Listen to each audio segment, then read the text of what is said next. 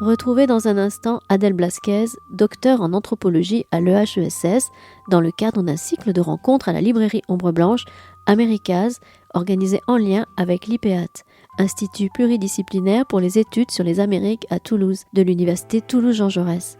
Elle y présentait ce lundi 16 janvier 2023 « L'aube s'est levée sur un mort, violence armée et culture du pavot au Mexique », paru au CNRS Éditions.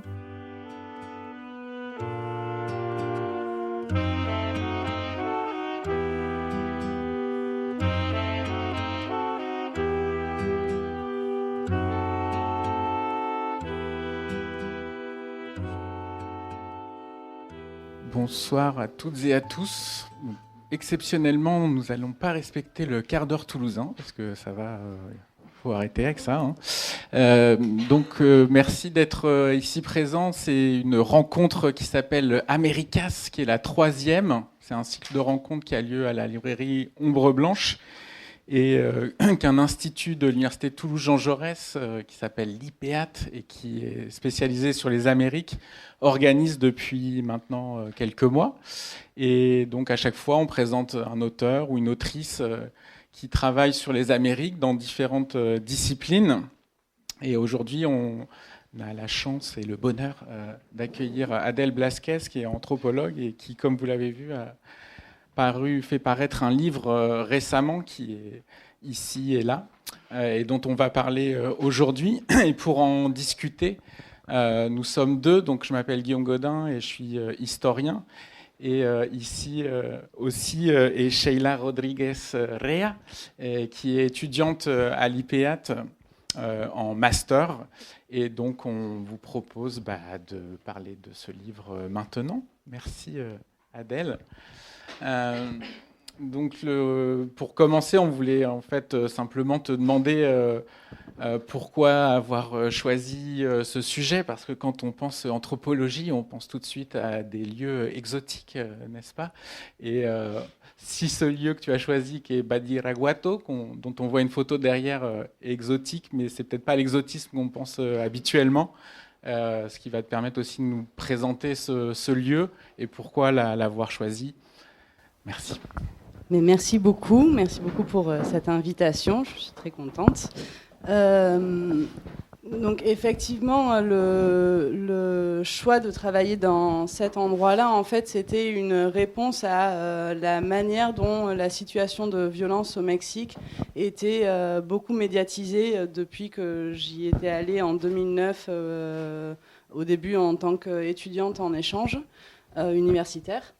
Et en fait, c'est le fait que depuis la France, alors bon, s'il y a beaucoup de gens qui sont familiers avec l'Amérique latine, c'est peut-être un petit peu moins le cas, mais souvent on a du mal à se rendre compte du type de violence qui a lieu au Mexique, dans le sens où on est dans un pays où il y a davantage de morts en fait que les conflits en Afghanistan depuis 2001, le conflit irakien depuis 2003.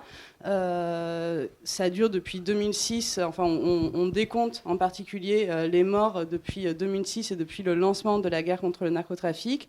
Mais quand bien même il y ait cette situation où c'est aussi le pire endroit pour faire du journalisme, ce genre de choses, le Mexique, c'est aussi un endroit où il y a encore une industrie touristique qui est extrêmement prospère. Il y a Cancun, il y a Acapulco, même si Acapulco a aussi chuté à cause de la violence. Il y a une capitale cosmopolite qui est Mexico, où il fait très bon vivre pour les personnes qui ont les moyens, et un État finalement assez stable avec c'est un petit peu paradoxal le fait d'avoir ces deux dynamiques-là, d'un côté des affrontements armés, des territoires qu'on dit sous contrôle de groupes armés, et de l'autre une administration avec des élections qui donnent lieu à de l'alternance politique, ce genre de choses. Et moi, du coup, j'avais envie d'enquêter sur ces territoires qui, dans les médias, sont considérés comme l'origine de la violence qui, aujourd'hui, ravage le pays. Et donc, c'est beaucoup associé, historiquement, au nord, en fait, à la proximité de la frontière américaine. Et dans ce panorama des territoires qu'on appelle les territoires du narcotrafic ou des territoires de violence, l'État du Sinaloa occupe une place qui est particulière parce que peut-être que vous avez entendu parler du cartel de Sinaloa. Si vous n'en avez pas entendu parler, vous avez sûrement entendu parler d'El Chapo Guzman qui a été jugé à New York en je ne sais plus quelle année, il n'y a pas très longtemps.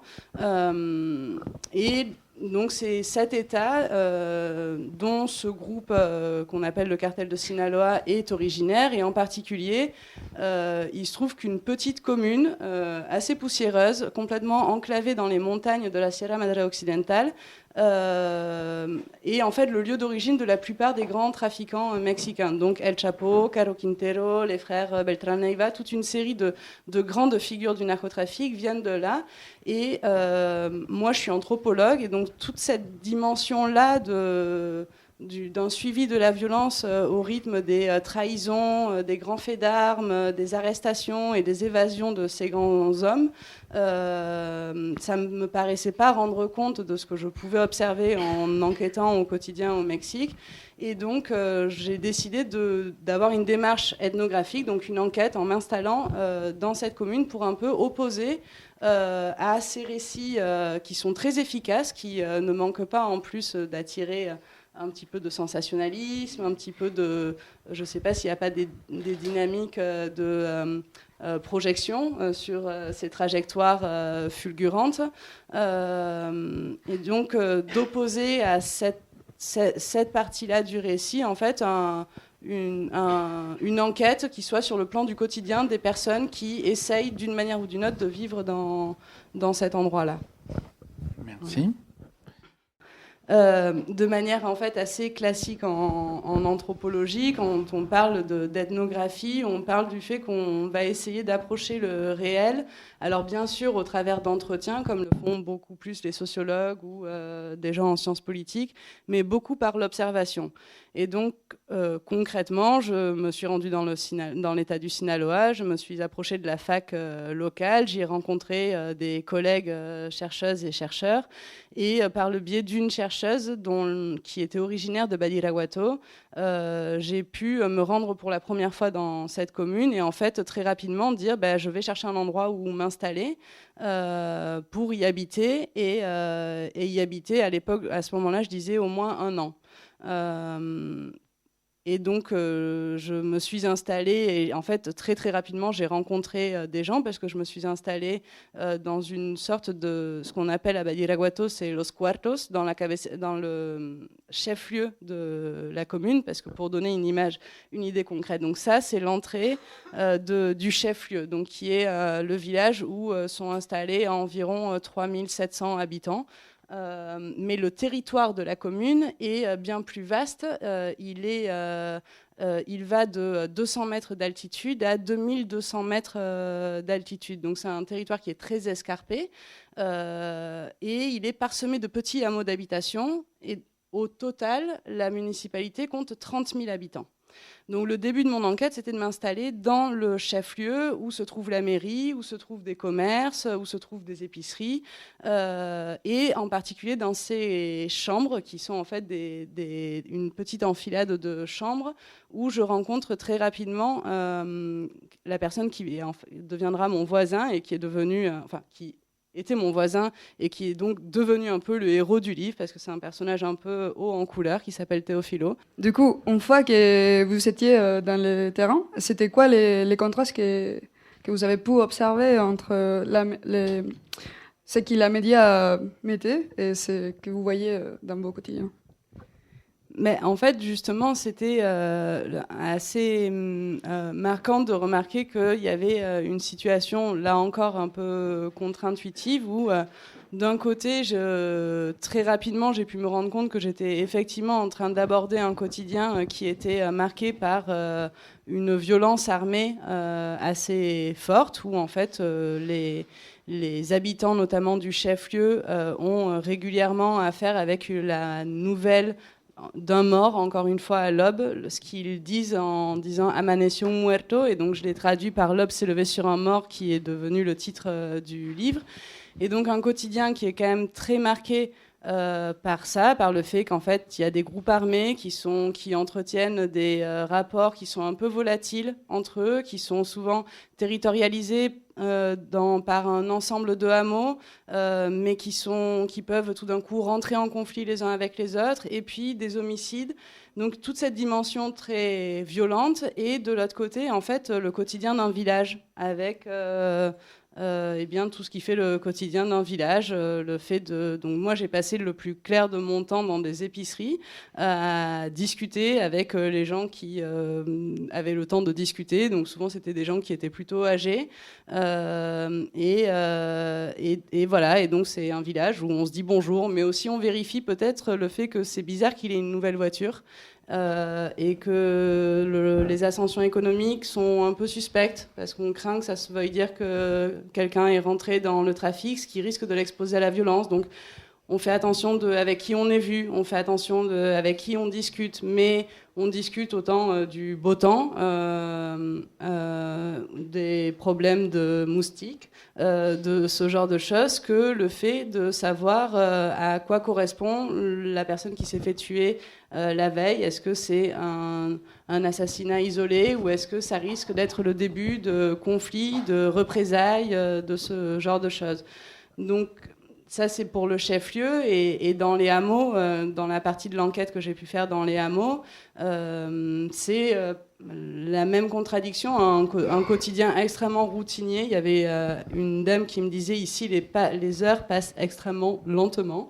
Donc où quelque part il se passe pas grand-chose, les gens se rendent plutôt visite les uns chez les autres, pas une activité très forte, mais régulièrement des détachements de soldats qui arrivent pour détruire les parcelles des producteurs de pavots. Et donc voilà, c'était avec, dans le chef-lieu, les gens qui sont au centre du livre, c'est des tenancières d'épicerie, un serrurier, Théophilo, des gens qui occupent des postes subalternes dans l'administration. Et dans les hameaux, ce sont des familles qui cultivent le pavot de manière en général. Ok. Donc maintenant qu'on a une carte qui montre El Municipio, non, c'est ça, c'est la municipalité de Badiguaruato. Il y a, au début du livre, de l'enquête, il y a un chapitre qui s'intitule « Se déplacer ». Et quand on le lit, on se rend compte de l'importance de la géographie, de la topographie, autant de la région, de cette région du Sinaloa, et aussi comment finalement le lieu a conditionné, parce que c'est un lieu de production de l'opium, et tu expliques qu'en fait on peut produire de l'opium à peu près partout, donc c'est pas des conditions climatiques ou environnementales spécifiques, mais que ce lieu-là, qui est un lieu de montagne, s'oppose aussi à la côte où se trouve Culiacán, la capitale de l'État. Et aussi qu'il y a une histoire. Évidemment, je suis historien, donc j'ai bien aimé cette partie-là, notamment celle où tu parles des mules, parce que quand les Espagnols arrivent, les mules, c'est le grand moyen de locomotion, et on voit encore comment des sentiers de mules conditionnent encore aujourd'hui les déplacements ou la façon dont les personnes se représentent l'espace, et comment, pour eux, c'est parfois une question vitale, la façon de se déplacer dans ces lieux. Oui, absolument. En fait, ce dont on ne se rend pas bien compte sur cette carte, c'est que toute cette partie-là de l'État, donc disons une frange de la côte jusqu'à peu près ici, c'est une plaine littorale qui, dans les années 60, a fait l'objet d'un très très fort investissement étatique pour irriguer ces terres-là et y développer une très forte agro-industrie. On appelle cette plaine-là souvent le grenier des États-Unis, parce que c'est essentiellement des légumes d'exportation qui sont produits pour les États-Unis. Or, toutes les personnes âgées de la région racontent que la fleur de pavot, elle arrive au début du XXe siècle avec les vagues de migration de travailleurs venant de Chine qui ont été embauchés pour construire les chemins de fer dans le sud des États-Unis et qui s'installent dans toute la région, qui arrivent avec à la fois la graine de pavot mais aussi le savoir-faire, c'est-à-dire le fait d'extraire cette gomme et de la fumer. Donc Culiacán, qui est cette capitale régionale, à l'époque, tout le monde a des petites fleurs de pavot devant sa porte et il y a des fumoirs. Mais au fur et à mesure de la prohibition et de la criminalisation de plus en plus forte de la part de l'État, en fait, les fleurs de pavot disparaissent de l'endroit où l'État investit pour faire de l'agro-industrie et commencent à se concentrer dans la montagne. C'est pour ça que j'insiste sur le fait que ce n'est pas des conditions climatiques, c'est les effets de la politique étatique. C'est le fait d'avoir condensé cette ressource-là, enfin cette agriculture-là, au fur et à mesure où on avait besoin de ne plus l'avoir, qu'elle soit de plus en plus dissimulée. Or, à ce très fort investissement étatique sur la plaine littorale répond une absence totale d'investissement dans les infrastructures de la région montagneuse. Et donc Badiraguato, comme en fait en réalité la plupart des communes voisines, Mocorito, Sinaloa de Leiva, tout ça, elles ont la particularité d'avoir un processus d'infrastructure qui recule plutôt qu'il n'avance. Donc très très peu de construction de routes. D'où le fait que, finalement, la manière dont les sentiers de muletiers sont restés déterminants dans la sociabilité des gens, parce que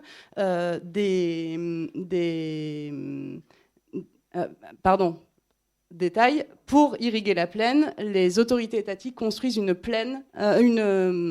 barrage, une retenue d'eau pour capter l'eau qui vient de la montagne et irriguer la plaine, ce qui accroît en fait l'enclavement de Badiraguato.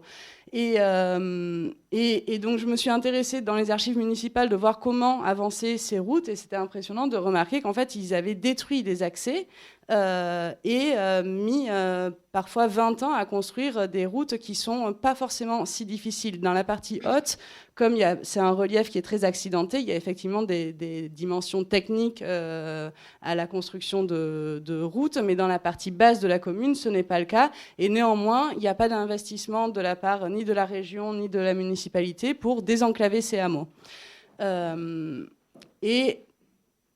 Et donc voilà, c'est ça que tu me disais. La question, c'était de constater qu'il y avait une profondeur historique qui explique que ce lieu-là soit devenu ce qu'il est. C'est pas sorti d'une série de Netflix. Oui, voilà, c'est pas sorti d'une série Netflix. C'est Netflix qui est arrivé après coup. Et aussi justement dans cette partie de ces déplacés, et justement en lien avec cette manque d'accessibilité, on voit l'importance aussi d'avoir des relations, des liens avec des gens pour se déplacer, parce que c'est tout contrôlé. Et du coup, là aussi, dans votre ouvrage, vous parlez de l'ambivalence des relations, parce qu'il faut en avoir, mais en même temps, il faut faire attention. Est-ce que vous pouvez nous parler un peu plus de ça ? Oui. Alors effectivement, du coup, comme j'ai Badiraguato, quand on est au Mexique, c'est un nom qui généralement est assez connu à l'échelle nationale et encore plus au niveau régional. Et cette réputation qui est très très forte, qui se construit dans les médias dès les années 50, 60, elle participe à cette inaccessibilité. C'est-à-dire que beaucoup de gens qui habitent à Culiacán et donc qui sont en réalité à 1h30 du chef-lieu de Badiraguato n'imagineraient jamais se rendre dans cet endroit, parce que la manière dont on décrit Badiraguato, c'est base du cartel de Sinaloa, fief du narcotrafic, c'est un lieu inaccessible, c'est une tanière de centaines de bandits, c'est un endroit où il y a une très forte production médiatique qui participe au fait qu'on n'ose pas y aller. Et cette production médiatique, elle répond au fait qu'il y a effectivement un certain nombre de contrôles du territoire et des déplacements qui sont menés autant par des groupes armés que par simplement les voisins qui vérifient, qui passent, tout ça. Et donc moi, j'ai voulu regarder quelles étaient les conditions auxquelles les personnes arrivaient à se déplacer d'abord vers Badiraguato et aussi à l'intérieur de cette municipalité. Et effectivement, j'ai pu me rendre compte que un fonctionnaire étatique, par exemple, qui travaille au département des affaires familiales et qui veut se rendre dans un hameau donné pour y distribuer des couvertures, il n'y a pas de souci. La route est ouverte. Potentiellement, il y a un barrage de groupe armé, mais en réalité, il le connaît. Donc, ça se déroule plutôt bien. Par contre, ce même fonctionnaire étatique qui vient parce qu'il a reçu une plainte pour violence domestique, il ne peut pas se rendre dans le hameau dans lequel il est censé se rendre. Donc, il y a le fait que déjà, en fait, le territoire, il s'ouvre et il se ferme selon ce qu'on vient y faire. Et une des manières centrales pour pouvoir donner accès indépendamment de l'objet, c'est le fait de venir de cet endroit-là, de connaître les gens, de pouvoir arriver dans le hameau et dire que je vais chez machin, et manifester de plein de manières sa familiarité. Voilà. Et du coup, justement, ces dynamismes, on peut dire que ça se traduit dans une situation d'incertitude, dont vous parle aussi pas mal dans l'ouvrage. Et du coup, c'est quoi les mécanismes que les habitants de Badiraguato mettent en place pour faire face à cette incertitude? C'est comment qu'il apprend cette quotidiennité marquée par la violence et l'incertitude? Alors, il y a deux dimensions que j'ai un petit peu évoquées. C'est d'un côté, au chef-lieu, la problématique centrale, c'est ces assassinats.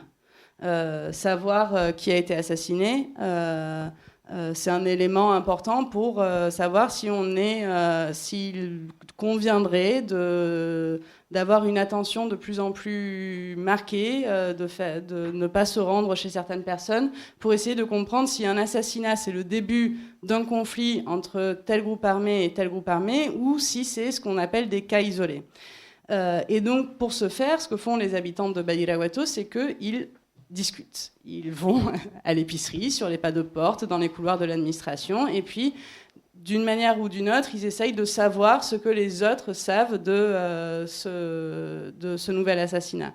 Alors, de manière très marquée, on ne pose jamais de questions directes. On ne pose jamais le fait de savoir... on peut poser la question de savoir si on sait qui a été tué, mais on ne pose évidemment jamais la question de savoir qui a tué. Et on pose des questions sur où est-ce qu'il était quand il s'est fait tuer, à quelle heure le corps a été retrouvé, ce genre de choses. Et la manière d'en parler est une des formes assez intéressantes, dans le sens où les gens font attention à ne jamais manifester un intérêt quelconque vis-à-vis de ce qu'ils sont en train d'essayer de savoir.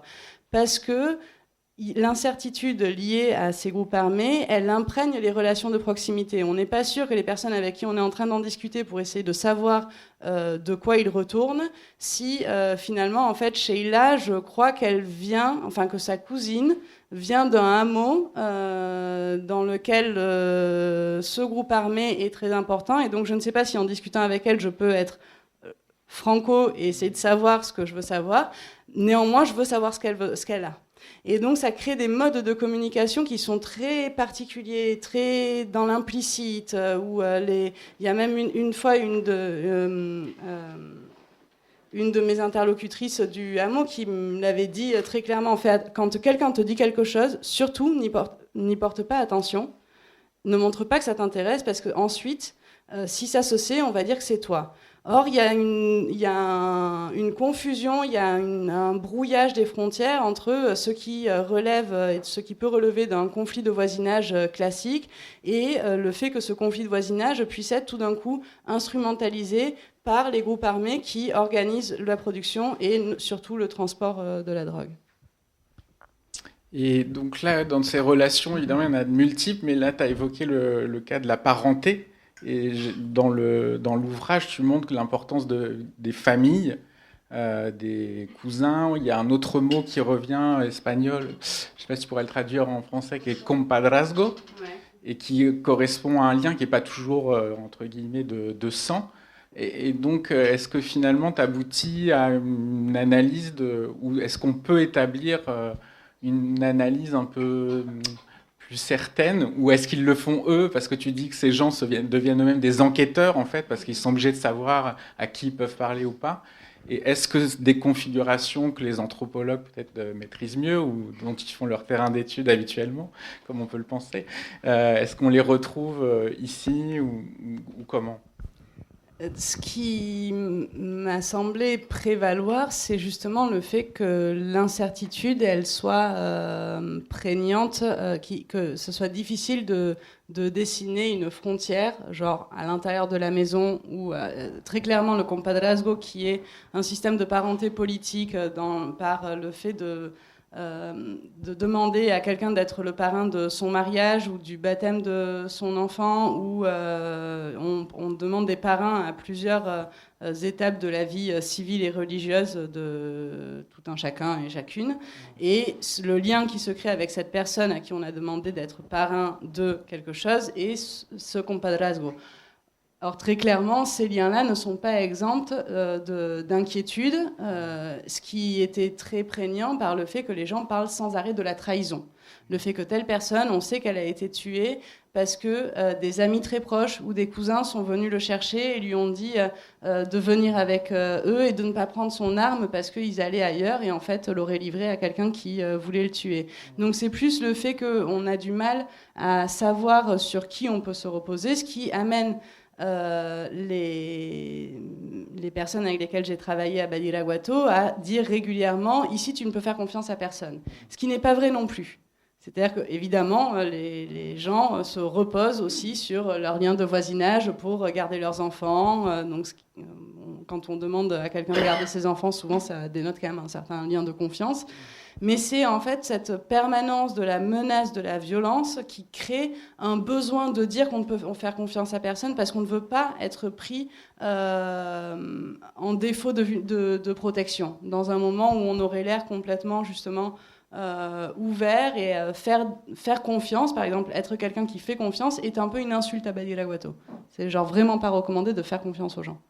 Même si les gens le font nécessairement. Oui, parce qu'il y a aussi cette expression que tu utilises qui est confianza, et donc qui est un mot aussi difficilement traduisible, même si on a compris, c'est quelqu'un qui a trop de confiance en lui ou en elle, et tu as été accusé de... Trop de confiance dans les gens, pas en soi. C'est se montrer trop facilement...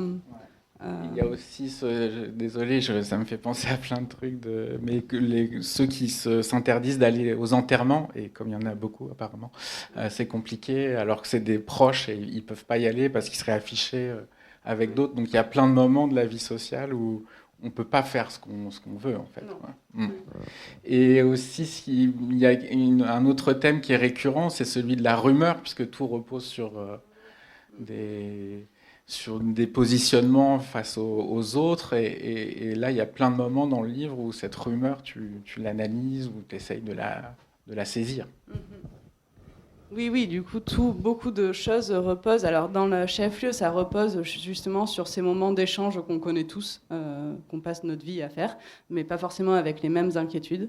Alors que dans le territoire montagneux, quand je parle de l'enclavement et du défaut d'infrastructure, ça touche par exemple le fait qu'il n'y a aucun signal téléphonique dans l'ensemble du territoire de la municipalité. Quand on sort du chef-lieu, au bout de 10 minutes de voiture, on perd le réseau et on ne le retrouve pas. Même s'il y a des gens qui connaissent telle pointe où on peut attraper un bout de réseau, et donc ils vont en quad, notamment des jeunes, pour essayer d'aller voir si Facebook est là. Mais donc l'ensemble du territoire, du coup, n'a pas de moyens de communication à distance, ce qui fait que les gens utilisent des radios.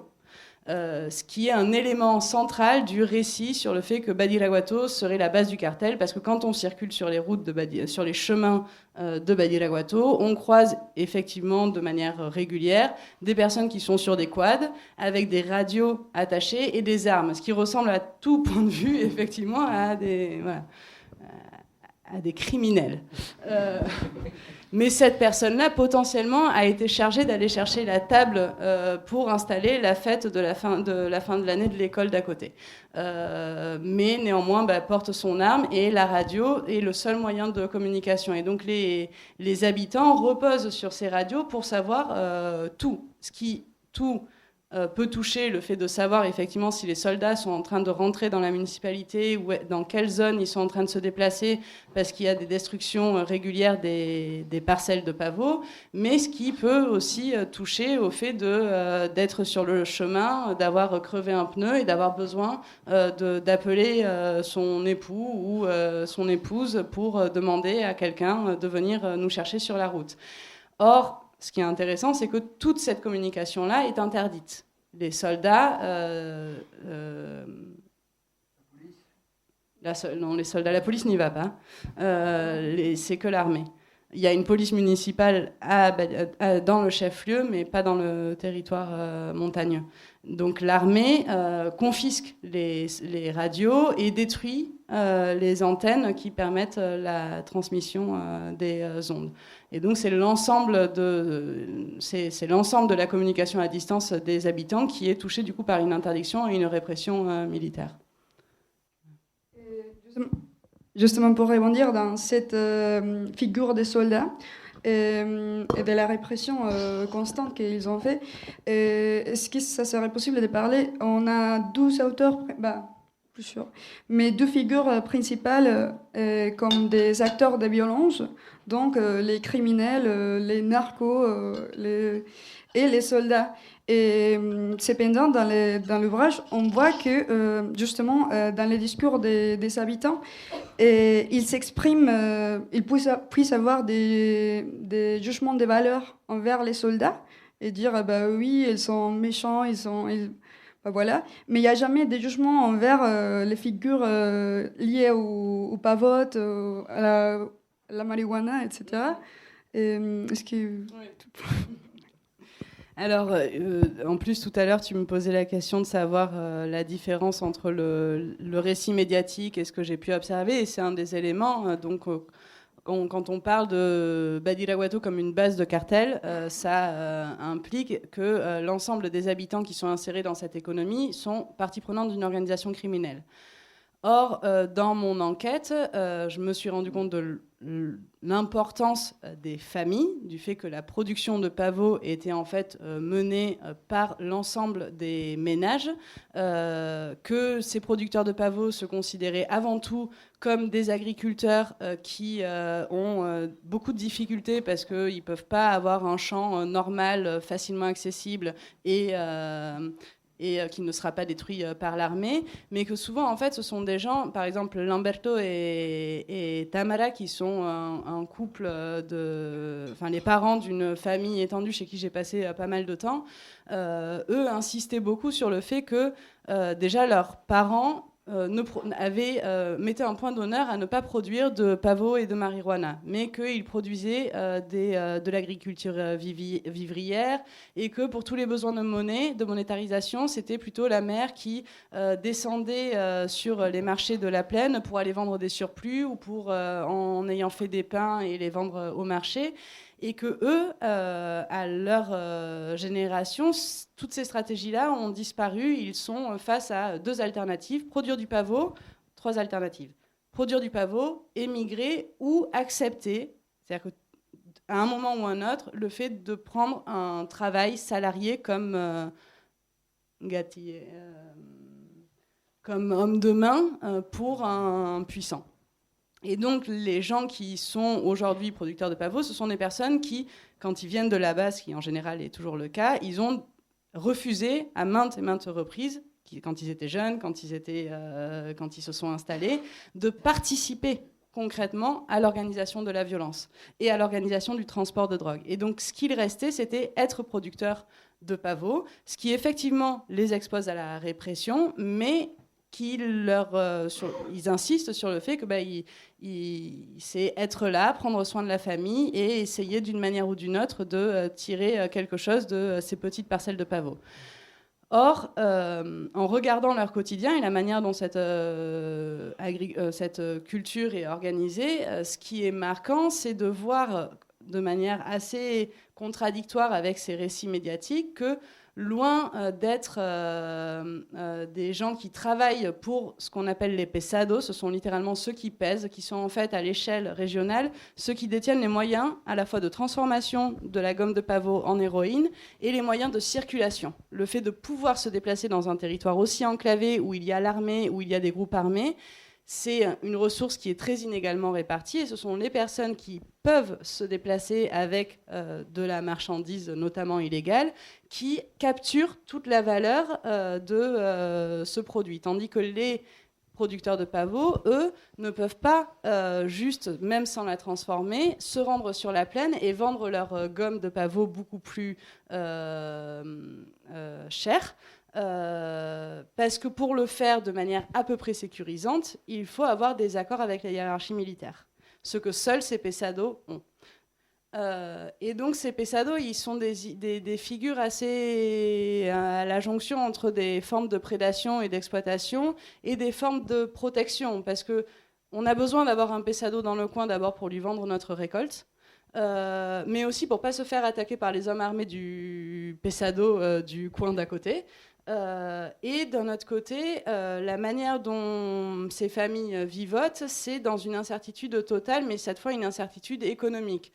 C'est-à-dire qu'on a une plantation de pavots et pendant tout le cycle de croissance de la fleur, il peut y avoir plusieurs détachements de soldats parce que les soldats font des rotations. Et donc, il peut y avoir un premier détachement de soldats qui arrive, qui a trouvé, on dit que les parcelles sont signalées quand l'hélicoptère les a repérées, et qui va demander au producteur, qui va dire au producteur, je te laisse ta parcelle si tu me donnes 2000 pesos. La famille se réunit, réfléchit, ça vaut le coup, la parcelle va bien donner à la fin de la récolte. Il décide de lui donner 2000 pesos à ce détachement de soldats-là, mais ce détachement de soldats-là part et il y en a un autre qui arrive, qui lui peut trouver la parcelle et la détruire directement, que ça soit en fauchant, donc quand il fauche, souvent il peut rester quelques fleurs, mais pas assez pour récolter de manière conséquente. Ils peuvent brûler la parcelle ou ils peuvent balancer des défoliants. Et donc, on ne sait jamais en fait si on va récolter et on ne sait pas à quel point on va pouvoir récolter. Et une fois qu'on récolte, on ne peut pas non plus stocker la gomme chez soi parce que au moment de la récolte, les soldats alternent les destructions de parcelles et les fouillent dans les maisons. Ce qui fait que personne ne peut stocker sa récolte et se retrouve obligé de vendre au fur et à mesure au pesado dès que, par exemple, Lamberto, c'est dès qu'il a 200 grammes, il le vend au pesado pour éviter de se faire confisquer plus de 200 grammes de gomme. Ce qui fait que le pesado, de son côté, lui, peut imposer de manière complètement unilatérale son prix de vente parce que les producteurs sont en fait complètement captifs de sa définition du prix et de cette sortie économique. Et que par ailleurs, s'ils n'étaient pas captifs par toutes ces raisons-là, il a souvent des hommes armés, et donc voilà. Et néanmoins, les gens en parlent comme c'est celui d'entre nous qui s'en est sorti. Il est devenu riche alors même qu'il vient d'ici. Il y a un vieux monsieur qui me disait, de toute façon, j'ai jamais vu quelqu'un devenir riche légalement. Ils viennent d'un endroit où de génération en génération, finalement, la seule figure de réussite locale, c'est à travers le trafic de drogue. Ça va? On te laisse respirer. Et donc là, tu parles de ce quotidien et finalement une analyse fine aussi de leur travail et de leur survie économique. Mais aussi ton livre, il prend de la hauteur pour essayer d'inclure ce travail, cette production dans un système finalement qu'on peut expliquer, qui est assez courant dans nos vies, qui est le capitalisme. Et notamment, j'ai juste relevé la phrase ou la référence à Anna Tsing, qui a écrit un livre sur une autre plante qu'on produit dans plusieurs lieux du monde, comme le pavot, qui est le matsutake, à ne pas confondre avec le shiitake, qui coûte beaucoup plus cher. Le matsutake qui pousse que dans des conditions très très précises, et notamment dans des forêts d'Oregon, où des cueilleurs, ils ne sont pas cultivateurs, des cueilleurs très très divers, d'origine très variée, vivent de façon également très précaire. Et il y aurait peut-être, ou vraisemblablement, une analogie à faire entre ces deux lieux qui semblent totalement perdus au bout du monde, assez improbables, et finalement qui sont un chaînon indispensable d'une économie qui va je crois qu'ils voyagent pas mal en Indonésie, ces pesados, donc qui sont liés aussi à des questions migratoires qui ont à voir avec les États-Unis. Donc c'est pas finalement un municipio enclavé, ça l'est, mais c'est aussi un lieu qui est connecté au reste du monde et qui s'inclut dans un système de capitalisme.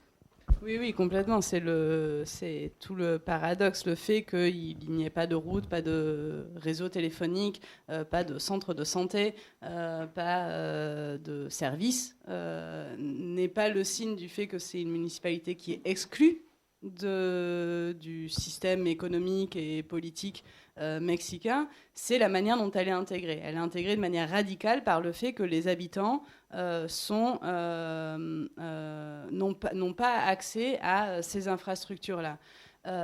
Et c'est quand on regarde effectivement la progression de la culture de pavot petit à petit qui va se concentrer dans ces montagnes, c'est bien son inaccessibilité et la précarité de la vie là-bas qui en fait ce haut lieu de l'économie de la drogue. Une économie qui effectivement va en Malaisie, à Los Angeles, et qui est une économie multimilliardaire. Et donc c'est effectivement alors ça fait longtemps qu'en anthropologie, en géographie, en sociologie, on a un peu marqué le coup qu'il ne s'agissait pas d'un développement qui était imparfait, où il fallait encore continuer sur cette voie du développement, mais qu'il y a des développements, des formes de développement économique qui n'ont pas particulièrement d'égard pour la vie, on va dire, la vie humaine et la vie, le vivant aussi. Et le cas de Badiraguato, l'élément qui en fait ce haut lieu de l'économie mondiale, c'est de la destruction écologique. C'est le fait que les dernières cultures vivrières aient été détruites par le fait d'user des défoliants qui étaient les restes des stocks de la guerre du Vietnam des États-Unis vendus au Mexique pour la guerre contre le narcotrafic. Donc c'est un lieu qui est marqué par par cette fragilité de la vie, et c'est ça qui crée la valeur du territoire et du coup de cette économie-là, quoi. Ce qui, évidemment, elle ne ruisselle pas sur les familles de producteurs, au cas où on avait un doute. Ça ne ruisselle pas beaucoup, voilà. Ça veut dire, si on va jusqu'au bout, que si ce lieu n'avait pas la configuration qu'il a, y compris dans presque l'intime, ça ne marcherait pas, quoi, en fait. Une des choses qu'il a montré, c'est que... Alors, pardon, j'ai oublié de dire quelque chose. C'est que je parle de relations capitalistes parce que finalement, ce qu'on observe, une fois qu'on regarde le rapport entre ces familles de producteurs, les soldats et les pesados, on se rend compte qu'on est dans une dynamique de sous-traitance. Les pesados disent que les producteurs ne dépendent pas d'eux.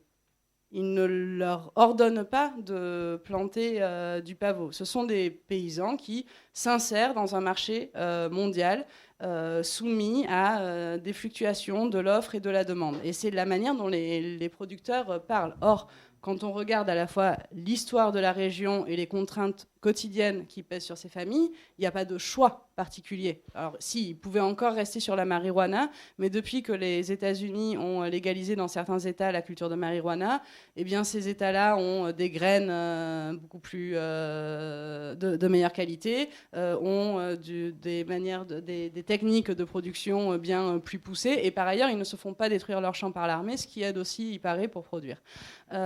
Et donc, ils se retrouvent, la marijuana, qui était aussi une production très importante dans la commune, a arrêté d'être cultivée par les habitants parce qu'elle ne valait absolument plus rien.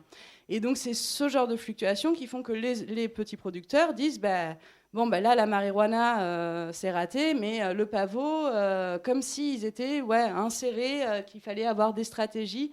Mais ils n'ont pas d'autres options. Et ce qu'il a montré de manière flagrante, c'est que en 2000, à la suite de la crise des opioïdes aux États-Unis, pour le dire très rapidement, il y avait eu des politiques avec notamment de la pression de certains laboratoires, dont certains ont été jugés, des laboratoires qui produisaient des opioïdes de synthèse. Donc des opioïdes, il y a les opiacés qui sont d'origine naturelle et les opioïdes qui sont d'origine chimique, parmi lesquels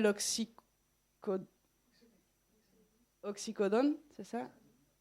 Ouais, c'est un des comme ça. Qui était il y avait une très forte pression sur les médecins pour qu'ils prescrivent de manière drastique ces antalgiques-là, ces antidouleurs à base d'opioïdes. Ce qui fait que de nombreuses personnes sont devenues addictes, ce qui a touché de manière brutale et directe les populations les plus vulnérables qui ont besoin de faire passer des douleurs comme la faim et le froid, mais qui a aussi touché des gens, des fils de bonne famille qui se sont fait mal au football américain et qui se retrouvent sous opioïdes de synthèse. Et donc ça a créé un scandale étatique parce que ça a fait baisser pour la première fois l'espérance de vie américaine. Donc là, les pouvoirs publics s'en sont préoccupés. Ils ont fermé la vanne de prescription légale, mais face à une population qui était déjà addicte à des produits auxquels ils n'allaient plus avoir accès. Ni une ni deux, les Mexicains se disent, parfait, on a un marché, y compris de nouveaux consommateurs, et le marché légal ne va plus leur fournir ces produits-là. Donc, ils s'insèrent dans une nouvelle filière, et notamment autour d'un produit qui s'appelle le fentanyl, qui est 5 fois plus puissant que l'héroïne, 50 fois plus puissant que l'héroïne, qui est beaucoup moins coûteux à la production. Il s'agit en fait à la fois d'importer des produits pharmaceutiques classiques d'Inde et de Chine, mais aussi de ponctionner l'industrie pharmaceutique mexicaine et l'industrie pétrochimique, parce qu'il y a une des molécules qui vient d'un plastique. Or, toute cette industrie-là est présente au Mexique. Et donc, de manière à bas coût, ils ont accès à tous les éléments pour produire facilement le produit qui est devenu en vogue aux États-Unis. En faisant ça, ils ont décidé de lâcher le pavot, ce qui a créé une chute du prix du pavot à Badiraguato. Mais où installer les laboratoires de fentanyl ? À Badiraguato. Parce qu'on a une population qui est habituée à faire face à la répression, on a une population qui est habituée à dissimuler des choses et des rapports, et qui est captive par ailleurs parce que le pavot s'était cassé la gueule. Et donc, ces laboratoires de pavot se sont encore installés dans ce territoire. Et c'est presque une fable, tellement c'est évident le fait que la valeur de ce lieu, c'est son inaccessibilité.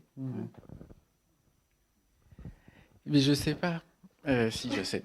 Parce que tu nous donnes beaucoup d'informations et on avait aussi un autre volet sur lequel on voulait t'interroger, même si on a parlé du travail anthropologique, d'enquête, d'être présente sur place et longtemps, de rencontrer beaucoup d'individus, parfois dangereux quand même.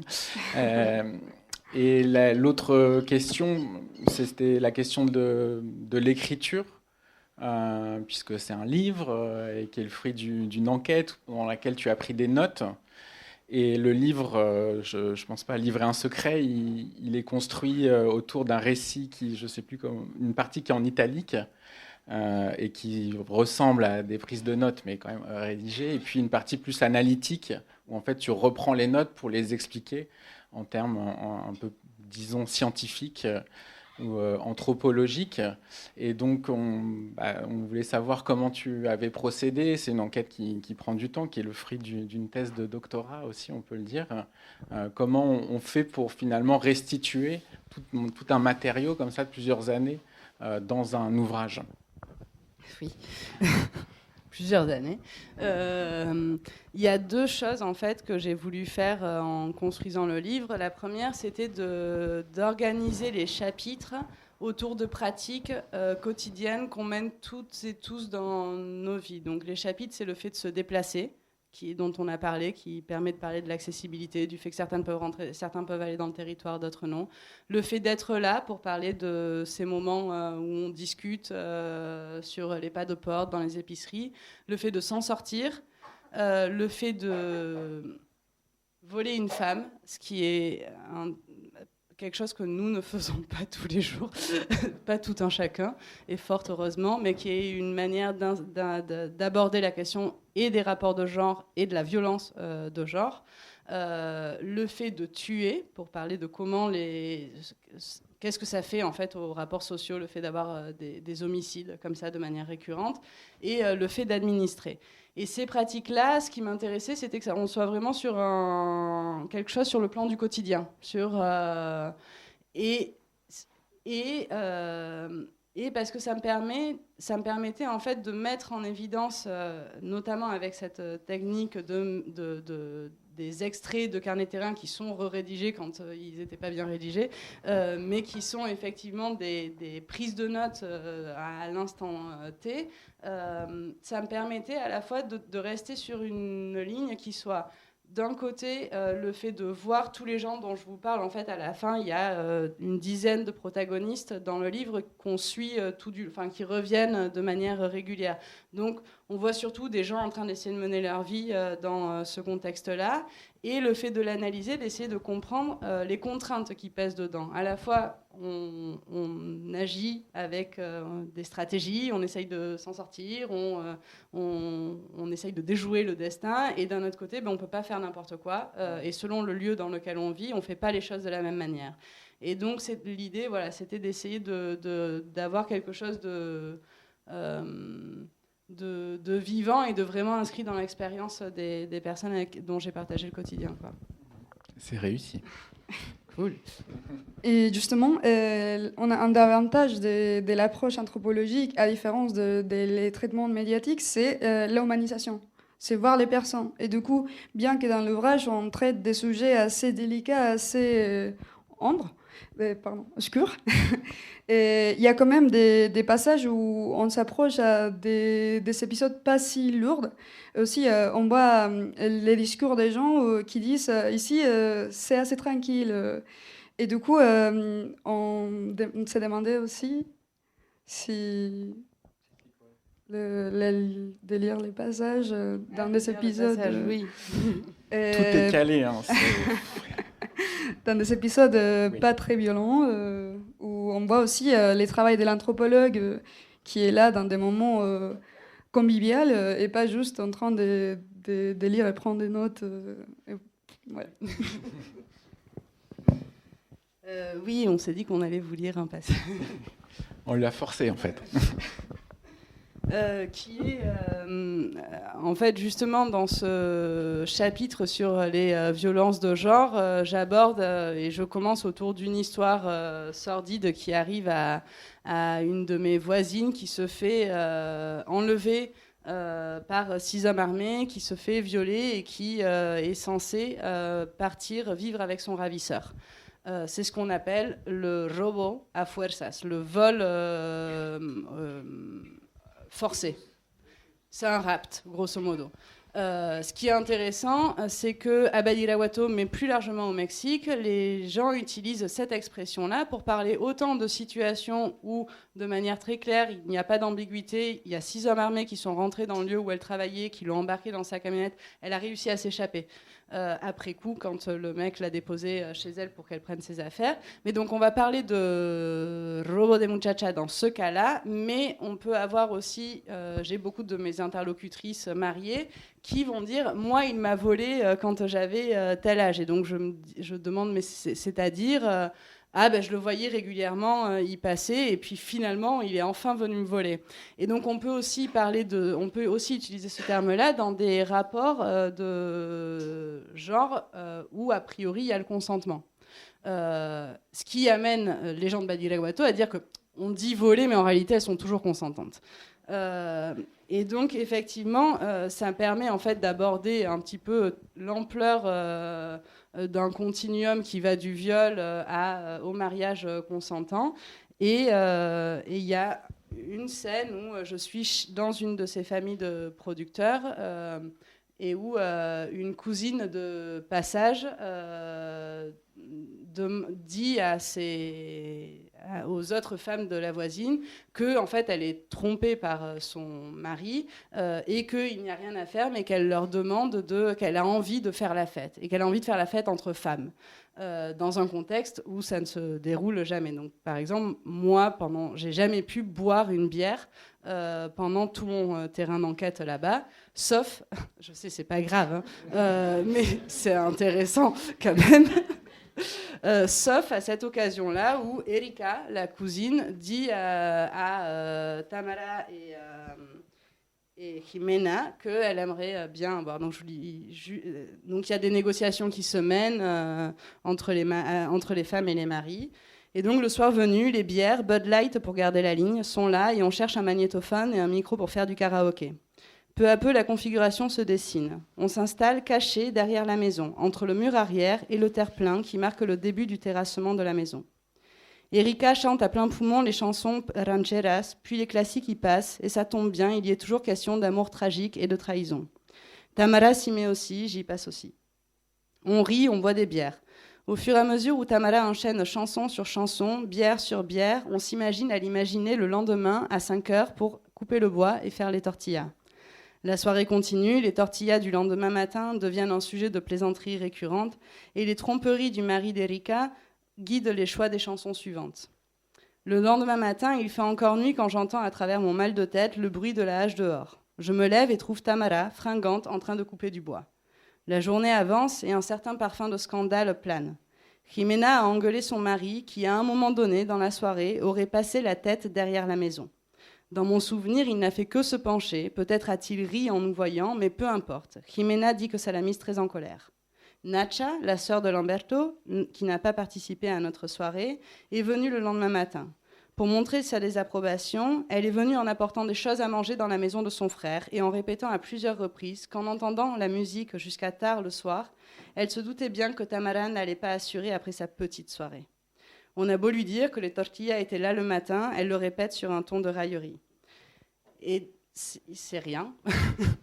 Il ne se passe pas grand-chose, mais en fait, il se passe le fait de se dégager un espace de liberté entre des femmes qui ont toutes été volées à un moment ou à un autre, de manière plus ou moins consentante selon les cas, et comment cet espace de liberté en fait, va créer pendant toute la journée suivante des rapports compliqués, non pas entre les hommes et les femmes, mais entre la sœur de leur mari et les belles-sœurs.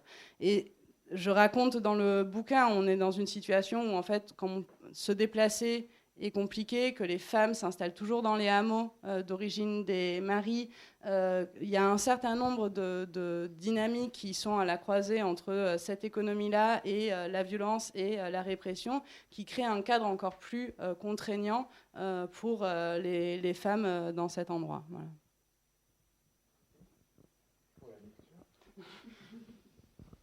On a posé beaucoup de questions, on n'a pas fait le tour du livre. Il y a le chapitre sur les employés municipaux qui est pas mal aussi, sur leur position et leur rôle, qui montre que finalement tout le monde a une place et joue aussi quelque chose et participe, soit est victime ou soit participe d'une façon ou d'une autre à cet ensemble.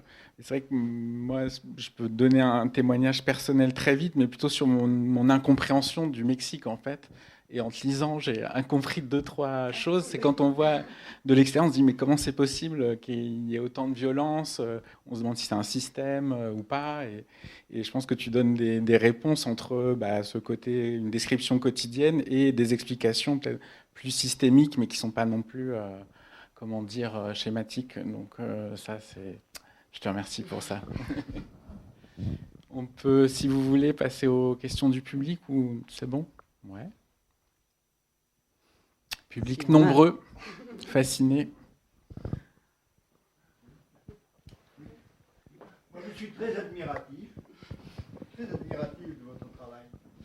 Comment une anthropologue réussit à pénétrer dans ce milieu où les protagonistes n'ont certainement pas très envie qu'ils se mêlent de leurs problèmes ou de leurs affaires, et les témoins, je pense qu'ils sont un peu siciliens, ils appliquent à la règle, je ne vois rien, je n'entends rien, et je ne dis rien.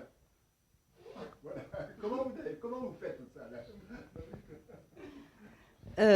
Alors, d'abord, les gens qui avaient des vrais trucs à cacher, qui me prenaient pour la DEA ou Interpol, très rapidement, ils ont dû se dire que si j'étais agente, je m'y prenais vraiment comme un pied.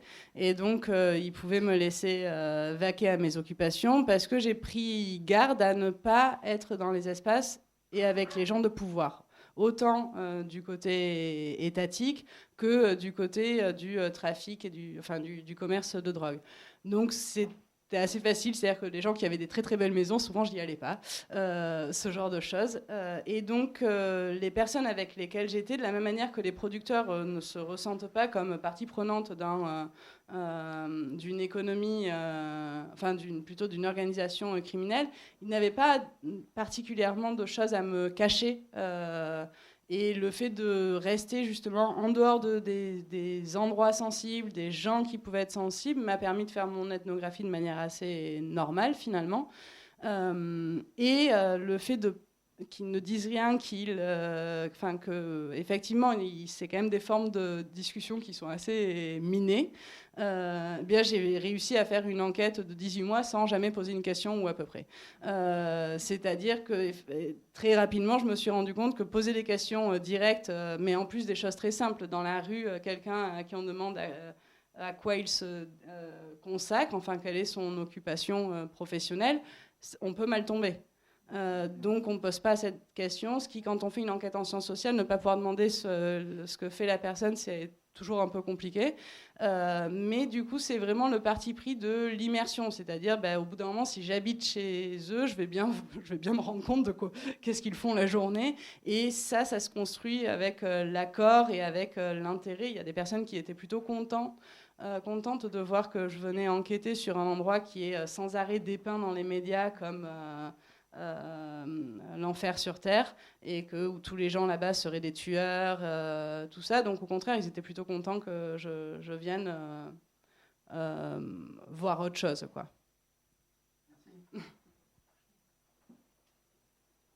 Merci pour cet intéressant paysage de ce qui se passe là-bas. En vous écoutant, là, je me disais que le gouvernement, avec AMLO, a toujours dit qu'il luttait contre la corruption et des tas de choses comme ça. Voilà. Alors, de temps en temps, il y a, à la télé, on nous dit on a arrêté un tel qui a un gros bonnet, puis parfois, ils ont été obligés de le relâcher, si j'ai bien compris. Voilà. Donc, alors, vous présentez les militaires comme ceux qui font la loi. Un peu. Enfin, la police, je ne sais pas où elle est. Je ne sais pas s'il y a une police. Et puis la population ne doit pas vouloir qu'elle vienne là, chez eux. Alors voilà, je trouve que c'est tellement différent de ce que nous connaissons que j'aimerais que vous en disiez un petit peu plus, à la fois sur le regard qu'ils portent finalement sur ces discours qui viennent d'en haut, hein, et qui sont pas crédibles quand on est sur le terrain, et puis eux leur relation avec quand même ceux qui font la loi. Et en vous écoutant, je termine là, je pensais beaucoup à ce qui se passe dans le Rif marocain, qui est aussi une région complètement montagneuse, et voilà. Merci. Oui, il y a complètement des échos, c'est pas la première fois que... Ouais. Alors sur le rapport entre le discours et la pratique, une fois j'ai présenté mon travail dans une autre région du Mexique, et à la fin les gens ont levé la main en disant mais en fait l'État il lutte vraiment contre le narcotrafic alors ? Parce que ça leur paraissait assez étonnant d'apprendre qu'il y avait effectivement des producteurs qui se faisaient détruire leurs parcelles, puisqu'on a plutôt l'image, si les personnes sont plutôt conscientes du fait que en réalité, on n'est pas vraiment dans une lutte contre le narcotrafic. À l'inverse, ça paraît étonnant d'apprendre qu'il y a des gens dont le quotidien est complètement pris par cette répression militaire. La réponse est que l'armée, elle structure cette économie. Elle structure le fait qu'il y a une masse de petits producteurs harcelés par la répression et une poignée de gens qui bénéficient des accords de l'armée pour produire sur des grands terrains et transporter sans ça. Donc elle fait pas la loi, elle organise cette économie-là, quoi. Et c'est l'État qui à travers l'armée, qui fait ça. Ensuite, la police, vaste sujet. Il y a un exemple que donne un journaliste dans un livre qui s'appelle « Mourir au Mexique », qui est assez révélateur, où c'est dans le Nuevo León, je crois, une directrice de prison avait organisé au sein des détenus des escadrons de la mort qu'elle faisait sortir le soir tombé pour mener une lutte contre un autre groupe qui se dédiait au trafic, mais aussi à l'extorsion des migrants, à la contrebande d'essence. Et donc, c'était la directrice de prison qui tenait un escadron de la mort par le fait qu'elle avait les détenus, qu'elle leur ouvrait la porte et qu'elle les armait tous les soirs, et le lendemain matin, ils venaient. Donc, on est dans des configurations où il peut y avoir des difficultés à distinguer quand est-ce qu'on est dans l'ordre de forces armées étatiques et quand est-ce qu'on est... Dans le livre, je raconte par exemple le chef de la police municipale qui a été nommé en même temps que le nouveau maire quand je suis arrivée et qui se fera tuer pas longtemps après. Et quand il arrive, tout le monde sait qu'à la fois, il est vraiment là pour représenter l'ordre social, l'ordre social tel qu'il est défini par les maires, ce qui est essentiellement des questions de stationnement et de port de casque dangereux. Grand problème de sécurité à Badiraguato avec ces questions-là. Donc là-dessus, le maire, sans vraiment... il avait la mano dura, on dit là-dessus. Et c'était ce chef de la police qui était effectivement, et de manière complètement crédible auprès de tous les habitants, il était là pour faire respecter ces règles-là. Mais on savait aussi qu'il faisait partie des gens qui étaient à la tête de commandos dans le cadre de petites guéguerres entre plusieurs réseaux de trafic l'année d'avant. Donc la police, on a un peu de mal. Après, AMLO a créé un nouveau corps en disant que celui-là ne serait pas corrompu et qui s'appelle la Guardia Nacional, il part du principe que tout ce qui est fédéral, donc l'armée et la Guardia Nacional, sont moins corruptibles que les polices municipales, étatiques, tout ça. Et donc il a réussi à être élu en disant qu'il fallait déconstruire l'approche de la question de la violence armée et du narcotrafic comme des questions sociales et politiques. Et en fait, il a accru la militarisation du pays. Il leur a donné les ports, il leur a donné les aéroports. L'armée tient de plus en plus de prérogatives dans le pays. Et cette nouvelle Guardia Nacional. Et là, ils leur ont donné un nouveau truc qui était... Oui, alors la santé, c'est eux qui se sont occupés de la gestion de l'épidémie. Ah voilà, le métro. Le métro s'est cassé la gueule pour une rame de métro, et c'était celui-là. Une rame de métro est rentrée dans une autre rame de métro. C'est le troisième accident en très peu d'années. Ça a créé une gronde, donc le métro de Mexico. Ça a créé une gronde parce que ça fait un certain temps, il y a eu beaucoup de morts dans l'effondrement d'une rame de métro il y a 2 ans, je crois, à peu près.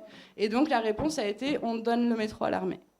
Donc, à chaque fois qu'il y a un problème, on donne des secteurs entiers en gestion à l'armée. Donc, en fait, on accroît cette dynamique-là. Là, vous nous avez montré le territoire ou la région que vous étudiez. Ce que je voudrais savoir, est-ce qu'il est loin des États-Unis ou non? Est-ce qu'il est... c'est l'autre carte. Oui. Ouais. Est-ce qu'il est loin des États-Unis ou de la Mexico City, Mm-hmm. pour qu'il existe une région qui est... J'ai l'impression que c'est une région qui est sans loi ni foi. Alors, que fait le gouvernement mexicain? Et est-ce qu'il n'y a pas aussi une église qui apporte le moral aux gens, ceci, cela? Voilà. Et ensuite, les raisons pourquoi vous avez choisi ce petit coin. Il n'y a pas d'autres coins du Mexique. Alors, d'abord, cette région, elle est à la fois un peu exceptionnelle par la réputation qu'elle a. À certains égards, il y a des petits endroits sur lesquels c'est un petit peu radical, mais il faut imaginer que, en fait, de plus en plus d'endroits sont au Mexique des régions qui sont vidées de leur population avec des grands projets. Il y a par ailleurs une coïncidence, enfin une corrélation entre des zones dans lesquelles il y a des grands projets d'extraction de ressources et une accentuation de la violence qui vide entièrement les territoires de leur population. Donc c'est pas un petit coin sans foi ni loi, dans un État où, par ailleurs, il n'y a pas ce genre de dynamique. C'est malheureusement, à certains égards, assez commun, en fait, rien qu'à l'échelle de l'État. Badiraguato, tout le monde en parle, tout le monde connaît, parce que c'est le berceau du narcotrafic dans l'imaginaire, dans les médias. Mais en réalité, Mocorito, Sinaloa de Leyva, enfin, Choix, il y a peut-être des choses en moins, il y a des choses différentes liées à la réputation, mais le côté production de pavots, le côté répression militaire, tous ces côtés-là, ils y sont aussi. Et à l'échelle du Mexique, je crois qu'il y a une autre carte où on peut voir. À l'échelle du Mexique, quand moi j'y suis allée la première fois en 2009, c'était le nord qui était considéré comme dangereux. Et dans le sud, il y avait des questions de violence, mais qui étaient plus de l'ordre de guérilla, qui étaient plus des violences politiques. Or, voilà, donc, le Sinaloa est là, donc Badiraguato est au milieu, là il y a les États-Unis et Mexico est là. Donc c'est assez loin et à la fois c'est pas entièrement la frontière. On n'est pas voilà. Mais tout ça pour dire que on est plusieurs là, que j'ai fini par voir, à bosser au Mexique et en fait l'État de Coahuila avant ça allait, maintenant tu peux plus y aller. L'État de Zacatecas avant ça bouge beaucoup, mais c'est de plus en plus étendu dans le pays. Le Yucatan, qui est dédié beaucoup, enfin où il y a une industrie du tourisme très très forte, était épargné a priori par les dynamiques de violence parce qu'il y a des intérêts de blanchiment d'argent au sein de cette industrie touristique. Bon, pas partout. Et ces accords-là, à Acapulco, c'était le cas aussi. Ça, à un moment donné, ça n'a pas tenu. Ils se sont mis à mitrailler sur les terrasses. À Mazatlan aussi, qui est un lieu touristique. Donc voilà, c'est extrêmement volatile. Et malheureusement, ce que je raconte de Badiraguato ne me paraît pas si exceptionnel au regard de la situation au Mexique. Et il y avait une autre question dans votre question. C'était... Ah oui, l'église. Alors, l'église... Il y a une zone en particulier où j'ai bossé avec une famille qui s'était reconvertie économiquement. Donc, ils avaient accumulé pas mal d'argent dans le cadre du transport de drogue. Et suite à une révélation christique, avaient décidé de réinvestir tout leur capital social et économique dans le fait de créer une église, une école, tout ça. Mais à part cette expérience-là qui était très particulière, l'Église était assez absente de mon enquête de terrain. Peut-être parce que je n'y suis pas assez allée toute seule, mais la plupart de mes interlocuteurs ne s'y rendaient pas. Je sais que les questions de nomination de prêtres dans la Sierra, donc dans cette partie montagneuse, répondent à plusieurs logiques. À une époque, on dit que c'était très voulu d'être envoyé à Badiraguato parce que pour tout ce qui est baptême d'enfants de narcos, apparemment, ça paye bien. Et donc, c'était un endroit où on pouvait, en tant que prêtre, se faire un petit pécule intéressant. Et puis, il n'y avait pas particulièrement de problème parce qu'on était juste, grosso modo, le prêtre des familles importantes. Et puis il y a tout ce qui est, puis il y a les enterrements, voilà. Mais ce que moi j'ai vu, c'était plutôt un lieu qui était assez déserté, par y compris l'église.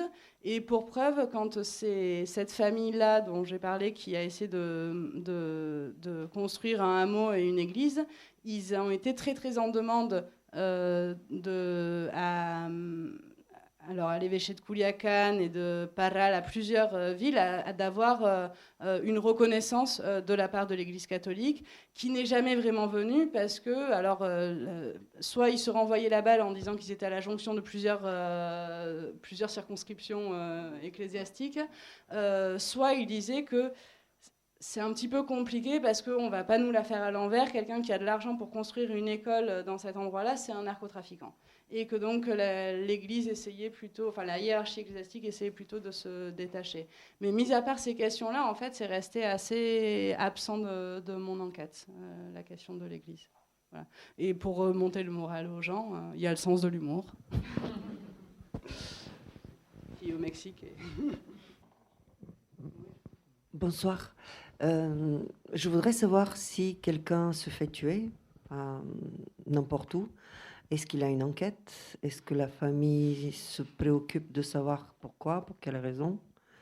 Est-ce qu'il y a une enquête déjà? Il n'y a pas d'enquête, non. Donc ils se réunissent, ils organisent les funérailles.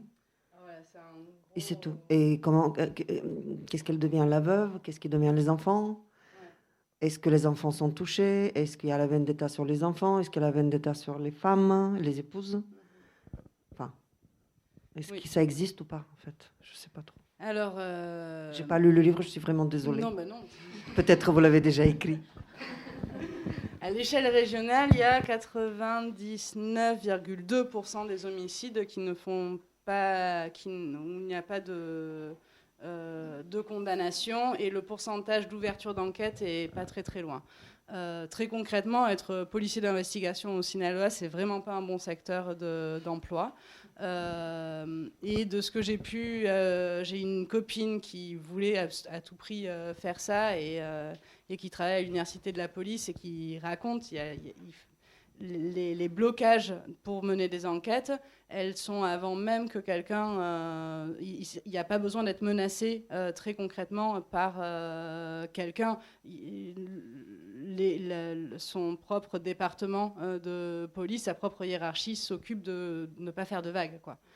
Les journaux ont arrêté de couvrir les événements liés au narcotrafic autrement qu'en rendant public ce que les autorités étatiques diffusent, parce qu'il y a trop d'assassinats de journalistes. Et même comme ça, il continue à y en avoir.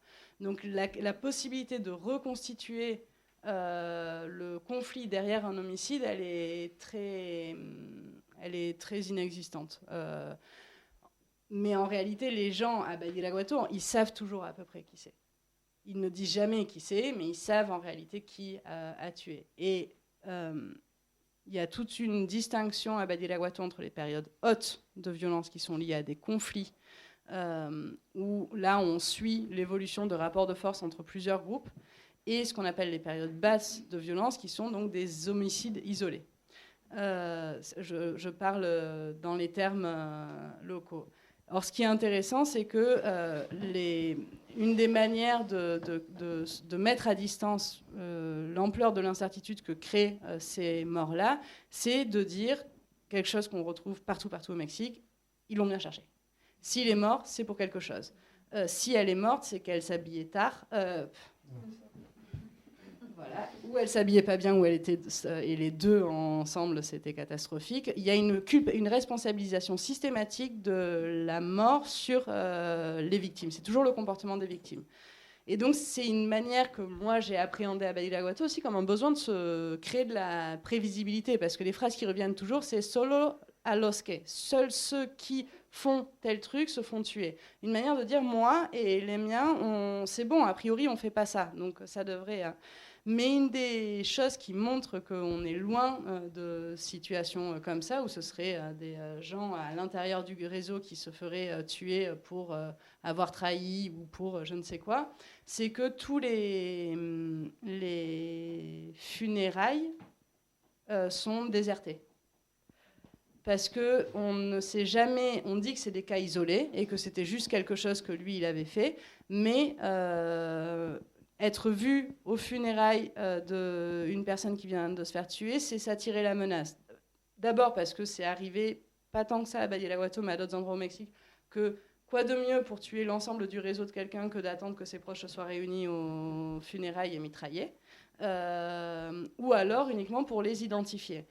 Ce qui fait que la plupart, les familles, donc d'une part, les familles généralement savent qui a tué leur enfant. Elles organisent quand même des veillées funèbres, mais elles souffrent beaucoup de l'absence de tout le monde. C'est une sorte de mort qui continue à être condamnée au moment du deuil par l'absence des gens, et qui est un phénomène à Badiraguato qui est impressionnant. Pendant mon enquête, il y a eu 2 morts accidentelles, une mort accidentelle et une mort de vieillesse, et tout le village a passé toutes les journées des veillées funèbres là-bas, comme s'ils étaient en train de veiller tous les morts qui ne pouvaient pas veiller. Enfin, il y a un truc d'une mort qu'on pouvait veiller qui était un truc un peu exceptionnel, quoi. Et aujourd'hui, il y a en plus le phénomène des disparus, où en plus on ne retrouve pas les corps. Ce qui n'était pas le cas pendant mon enquête, mais déjà on avait des problématiques pour le deuil à cause de cette question-là, mais qui... je réponds beaucoup trop longuement. Voilà, désolée. Merci beaucoup. Merci Adèle.